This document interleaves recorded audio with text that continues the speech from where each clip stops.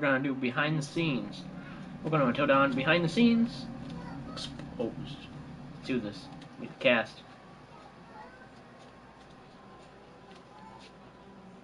We are here at the studio reporting Until Dawn.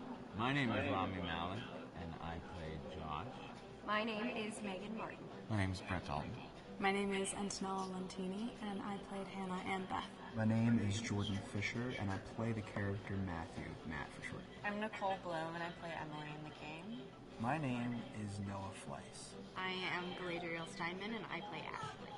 So, Until Dawn is the story of 8 teenagers who revisit this cabin in the woods about a year later after a really traumatic experience where I've lost 2 of my sisters, so coming to kind of get some closure in that respect. One of the things that Larry does really well is make these multi-layered characters, and I think for just the story in general, it follows the quintessential horror film plot lines, but the characters are so unique in themselves, and I think that's very cool. Oh, I hope this was the right thing to do. What? You know, get everyone together on the anniversary. I mean, Josh seemed really pumped about us all doing something, didn't he? Yeah, no, he definitely did. I haven't seen him so excited about something in forever. Good, good. Sam and I have a few things in common, such as being huge lovers of animals.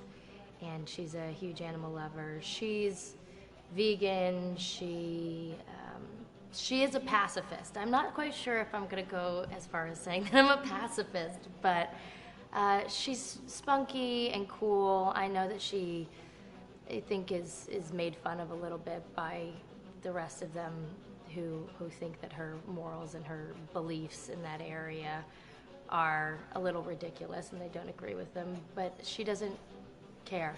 It doesn't stop her from being herself, and that's something that I hope I have in common with her. You know, he definitely can be depressed at some times and a bit of a loner, but he takes some solace in one of his sister's friends, Sam, played by Hayden Panettiere, and invites everybody back to the same house the next year to kind of find some closure. Jessica she has a whole lot of personality. She is definitely the sort of mean girl character that, you know, at school she knows she's pretty, she knows that boys like her, and she's going to use it to her advantage. He's got a big heart, and you can tell that that's very evident, especially how he treats his girlfriend, Emily, and, you know, he's kind of a meathead, but in the best way possible. She really knows what she wants, and she manages to get that from whomever it is, whether it be Matt or Mike. You know, she's really driven, and I can definitely relate to that. My character is Chris, and he is what society might consider the nerd of the group, and he kind of embraces it. Ashley she's a little more serious than some of the other girls. She's definitely very intelligent and thoughtful. She kind of looks at the whole big picture of things. She's not quite as geeky as Chris, but they connect in a lot of ways. Mike is like big guy on campus. He's the class president who has some charm and has brain, and I don't know, people seem to like Mike. He gets away with a lot, though. He can be kind of jerky. The fact that he really just kind of wants everyone to be happy, and he's a people pleaser, and I can definitely attest to being, you know, that guy. I'm always the friend that wants everybody to be happy and wants everybody to be taken care of, and that's definitely Matt. But also, like, this character is just so fun. I rarely get to play the bitch, and so it was really fun to do that. The spirit of things, seriously, what's wrong with you? I'm just trying to lighten the mood, Em. Don't be like that. Like what? The way you're being. You always get like this. I just think this is just the coolest thing to be a part of, and I just think it's going to take the world by storm. I really do. I think this genre is the wave of the future, and I think that once people see the potential behind it, of getting to interact with the drama that you're witnessing unfold in such a realistic way, that this is how entertainment's going to be from now on.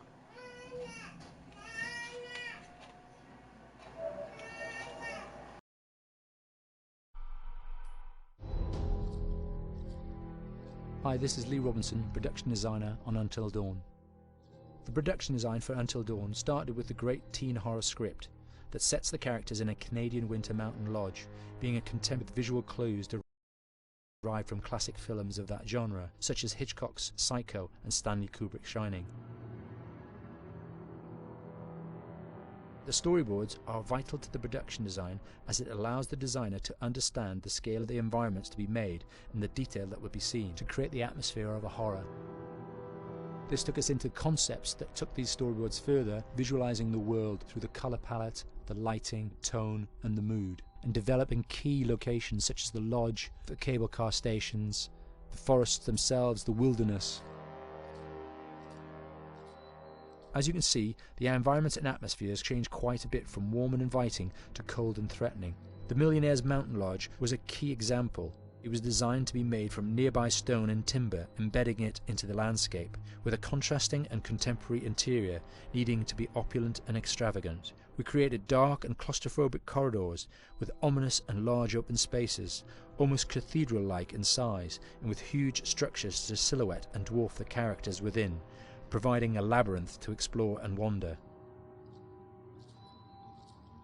Each character was developed with a strong visual identity in mind, with contrasting colours, tones and silhouettes to identify them, each to have their own texture, pattern and shape, so that when they were lined up you could always identify them.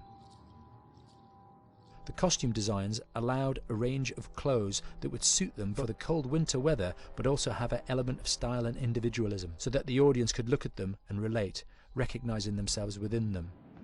A lady would like to cuddle up with her man by a nice cozy fire bathed in atmospheric mood lighting. Right. It'll get plenty toasty once we're rubbing up against each other. Mike? Yeah. Fire and mood lighting. Yes. Working with the lighting artists, we really brought the look and feel of the world together, and this required a thorough understanding of the visual language of teen horror. A key scene was where all the characters emerge out of the rear of the lodge chasing Hannah. A contrast is evident straight away from the exterior wilderness to the warmth of the lodge. The attention to character lighting here is through the bounce and rim lighting, accented colours and composition, creating characters that come from the dark into the light and back again with an emotional effect. Guys, there's someone outside. What the hell? Hannah! What's going on? Where's my sister going? It's fine. She just can't take a joke. It was just a prank, Han.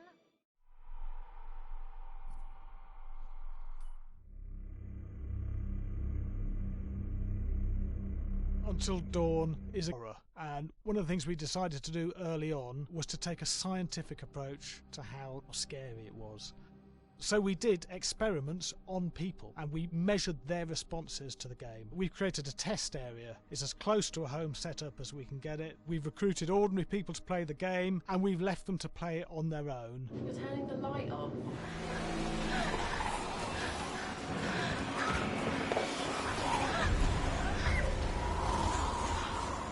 The only difference is it's rigged with cameras and microphones that relay the data through to the next room where people are watching them play.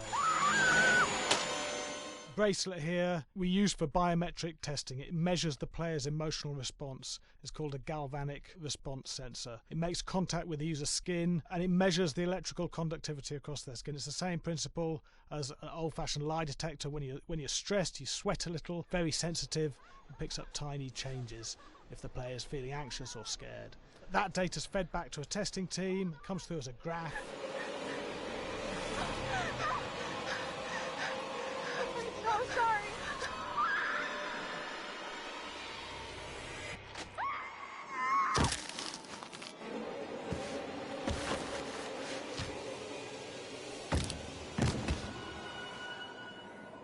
There's no point testing one or two people, you have to test a lot of people. Watch your step.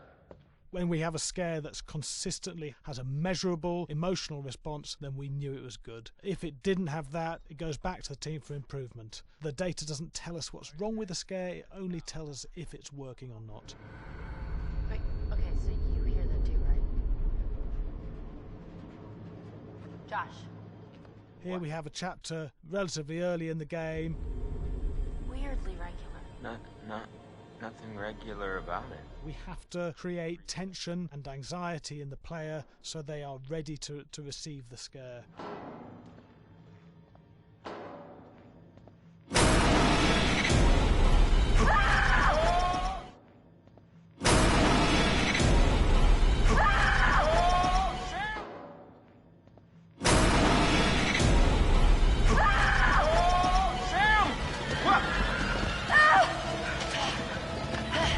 Give the player time to recover, to cool down, to calm down, and then start building the tension again before we do the next scare. Hey. What? Hey. What the hell? Ooh, you just got mugged.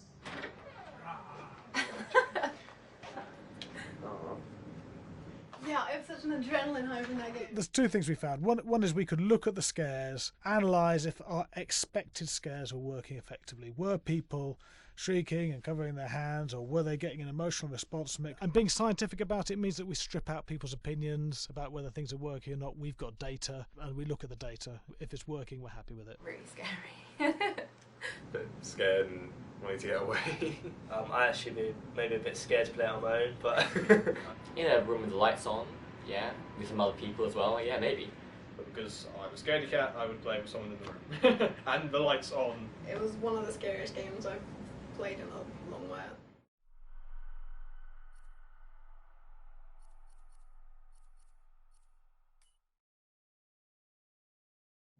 Hi, Larry. Hey, Graham. Hi, my name is Graham Resnick. I'm a filmmaker, writer, director, sound designer, and I started working with Larry Fessenden about 10, 15 years ago through my friend Ty West, who I grew up with, and have done a lot of sound design with on his films. And he was producing Ty's films at the time, and Ty introduced me to Larry. Larry produced my first feature, and we've written together on several projects. My name is Larry Fessenden. I'm a filmmaker. I run Glass Eye Pix, which is an independent production company out of New York. We make indie movies, a lot of scary movies as well. And I got a call to audition to write this video game. And I called my pal Graham Resnick because Graham is a gamer. And while I thought I could offer something to the idea of writing this multi-branching story, I knew that I would want Graham's expertise as a lover of gameplay, since I guess games were started. So and just as a lover. And as a lover, yes. Which is why there's so many sex jokes in the game. There was one Italian website that did say the Larry that's Fessenden right. and Graham Resnick, the two lovers behind Until Dawn. Come here. Maybe I know how to handle you too. I am definitely ready to be handled. So I wanted Graham by my side. Yeah, and we got the gig, and it's been an amazing ride. Oh, hell yeah. Oh my god. She's taking her shirt off. What? Oh my god. Matt, what are you doing here? Hannah. I'm sorry, Hannah. This all got Don't out of worry, hand, but... So in the game, the basic setup is that a year prior to the game's start, all these kids had gone up to a ski lodge that was owned by the parents of one of the kids, or a couple of the kids, and some of the teenagers played a prank on some of the other teenagers, and the terrible tragedy occurred when a few of them, two sisters, ran out into a blizzard, and were never seen from again.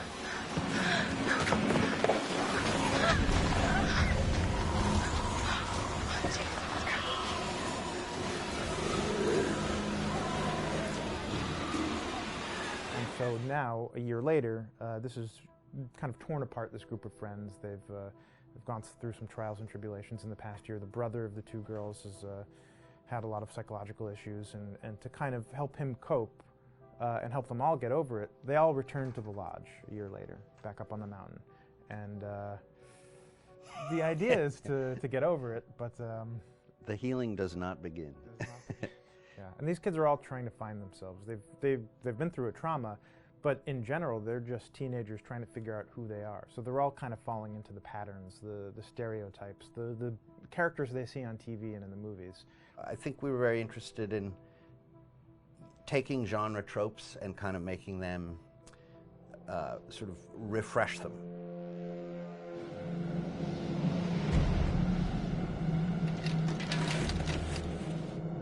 Hey, did you see that? Dad said it'd just be us this weekend. We're familiar with how slasher movies work. Most people have seen some horror movies, and we have established notions and preconceptions about the roles of the players in horror movies and how they talk and how they get killed and how they have sex.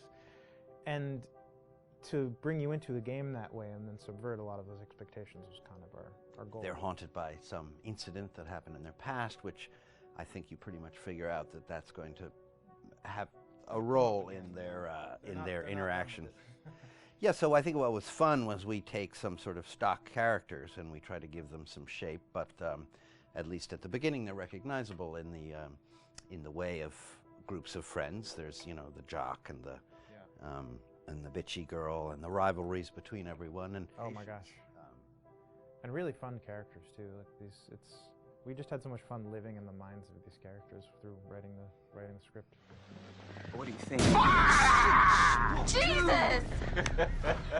It was fun. I think we were looking to get that kind of banter that you see both in movies, but also that you absolutely have with friends and sort of those inside jokes. And of course, as writers and as friends ourselves, we sort of developed little tracks and we try to give the characters that kind of vibe.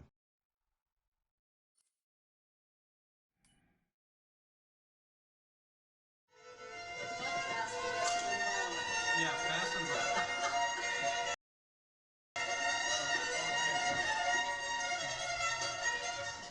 All right, from the top.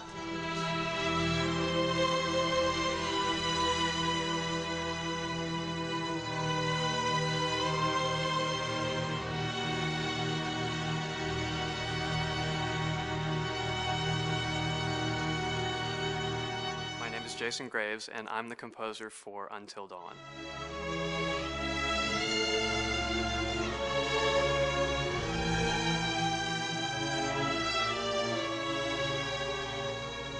I've been involved with Until Dawn for about a year now. Originally, I was contacted by Barney Pratt, the audio director. I think that had something to do with my lineage of horror games, and hopefully not the fact that my last name is Graves, although a lot of people seem to associate my name with scary music.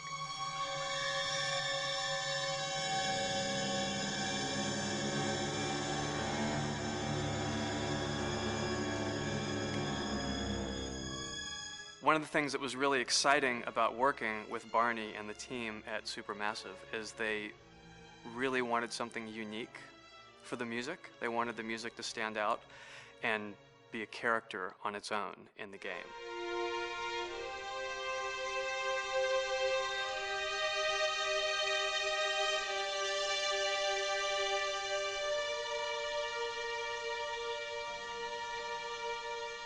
When I'm first starting on a new score, and it doesn't matter if it's film, television, or games, I always end up going to the main theme.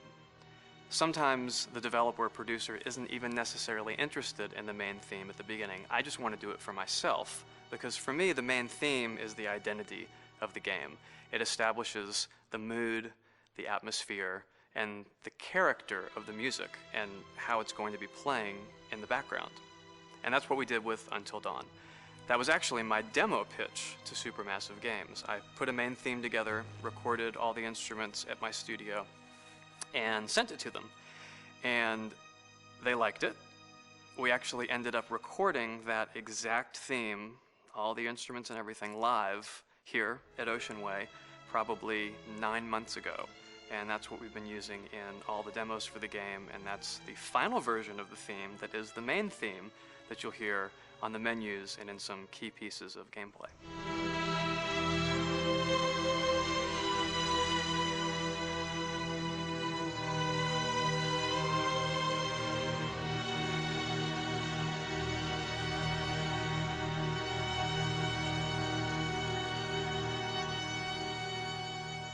I seem to have made a name for myself in horror. And there's something about scary music, I think it's maybe the lack of rules. The biggest rule in scary music is there are no rules, so you can do anything you want, and actually, if you end up doing things that don't feel like they would work out together, they kind of clash, and it ends up being even more effective for scary music. So that's what really drew me to Until Dawn, was the textures, plus writing thematic material that is interwoven with the scary textures. I haven't really done anything like that before. Usually it was just all tension all the time, and that's fun and it's great. But I'm actually at heart a very melodic composer. That's the kind of music I love listening to, and that's the kind of music I love writing. That's the kind of music I got to work on in Until Dawn. Very nice. Same thing.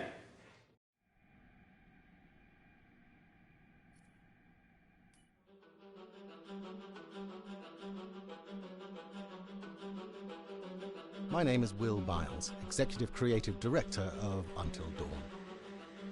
The first part of getting a believable facial performance in-game is to capture, topographically, the actor's range of emotional expressions as separate versions of the same head.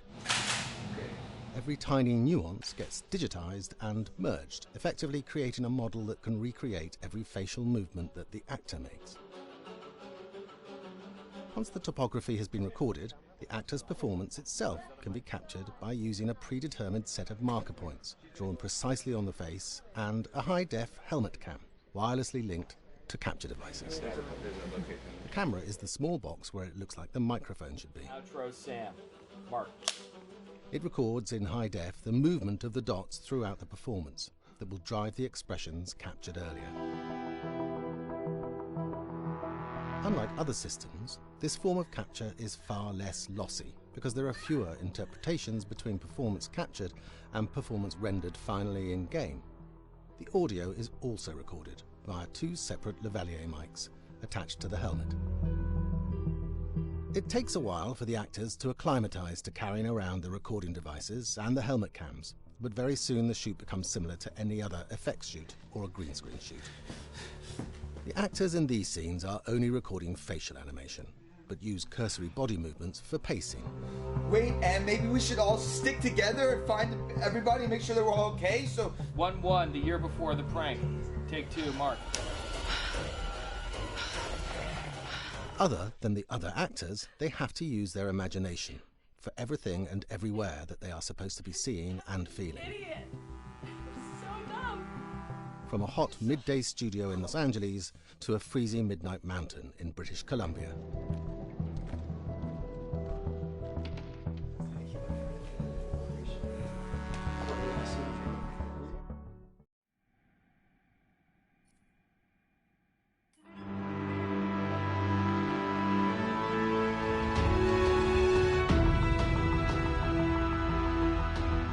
Because Until Dawn has a dynamic, ever-changing story, the facial performances and the body performances are recorded separately, with different systems.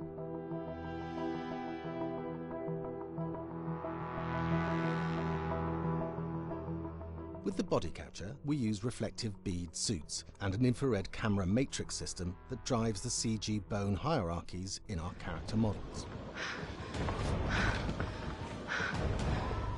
These performances cover everything from character locomotion, scene-specific performances and stunt work, most of which was recorded at studios in Pinewood and Shepperton, near London.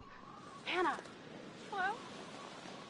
Combining all the elements seamlessly in the final game becomes a formidable editing and logistical task. Every variation, both physical and emotional, must be combined in these multi-edits. Scaffolding props have to stand in for the sets, because the hundreds of infrared cameras have to be able to see all of the reflective beads on the actor.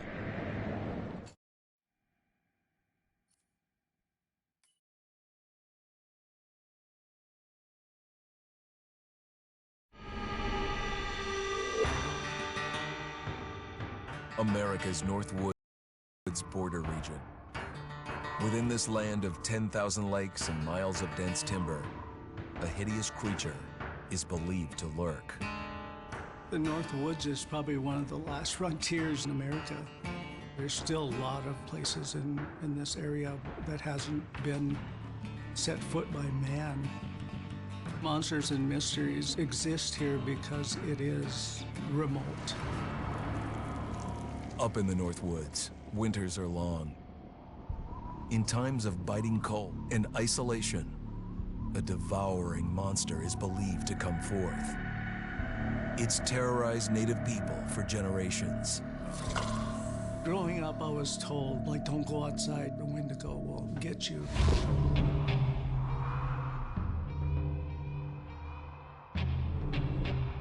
Among the traditions of the northern Algonquin tribes is the Wendigo, a monster that can seize hold of a person to carry out its hunger for human flesh. Many Native Americans fear even talking about this Wendigo, and even the mention of the name will let the Wendigo find out where you are, and it will open you up to be possessed by this Wendigo. The most famous case of a Wendigo possession took place in 1879 in the deep woods outside of Edmonton, Alberta. Swift Runner, a Cree Indian, was a trapper and a guide. He had left town the previous autumn with his wife, 6 children, and his mother. But when Swift Runner returned in spring, he was alone. Swift Runner came into a nearby village telling this heartbreaking tale. I had to watch them starve to death. Of his family being killed by starvation, and that he was the only survivor. My whole family gone. It wasn't hard to understand a family falling victim to a brutal winter. To even not. Yet something was suspicious about Swift Runner. He was a strapping man, and he came into town weighing over 200 pounds. It didn't look like somebody who had just weathered a terrible winter. He wasn't malnourished, didn't look like he was starving. He looked healthier than ever. After a few nights, it became clear that something was wrong. He started having night terrors, screaming in his sleep. I am the Wendigo! Villagers alerted the police. Swift Runner actually guided them back to his winter cabin. When they got there, that's when they saw the true horror.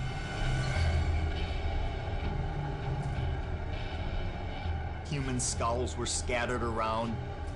Many bones, some of which had been snapped in half, and the marrow inside had been drained.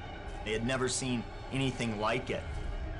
Swift Runner had killed his entire family, shooting them, hitting them with an axe, strangling, and then eating most of their bodies.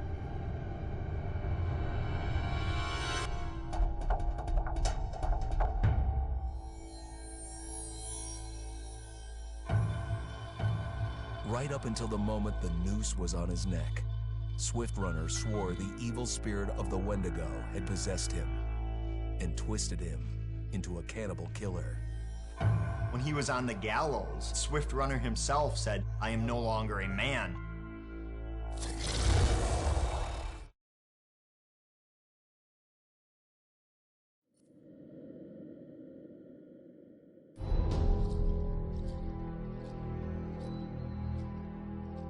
Just move over there. Go on, move.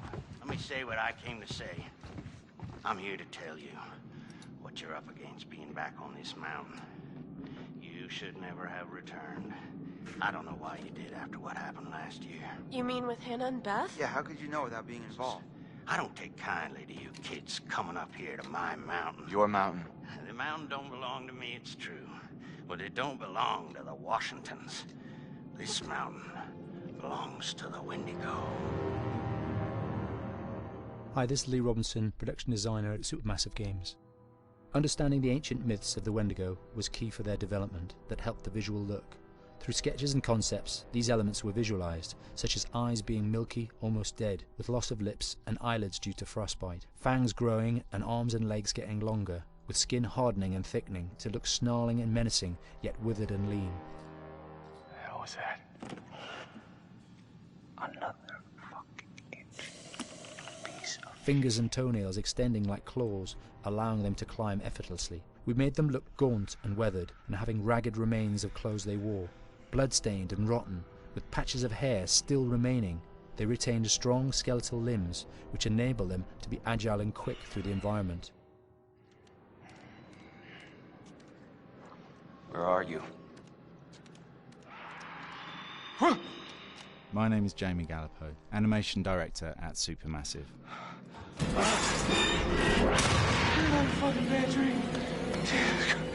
The overall direction on the creature was to be very strong, to be extremely fast. We wanted a spider-like movement to the creature. 1 minute scampering to leaping and then crawling, almost instantaneous.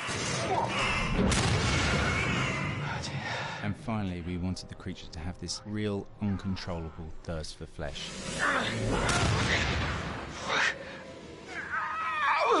From a sound design perspective, the Wendigo was a real challenge. For the main vocalisations of the Wendigo, we used our own vocalisations, various different animals from the exotic to the farmyard, various plugins and processes to gel these sounds together and keep a human resonance behind that voice, telling the backstory of the Wendigo.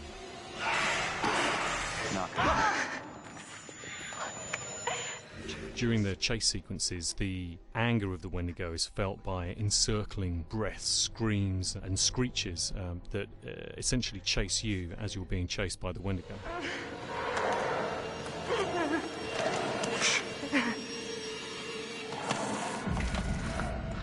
We would layer them up in a multitude of layers, sometimes 15, 20 sounds playing at the same time, to build up the vocalizations for this fearsome creature which is always in attack mode, hyperactive and chasing you throughout the game.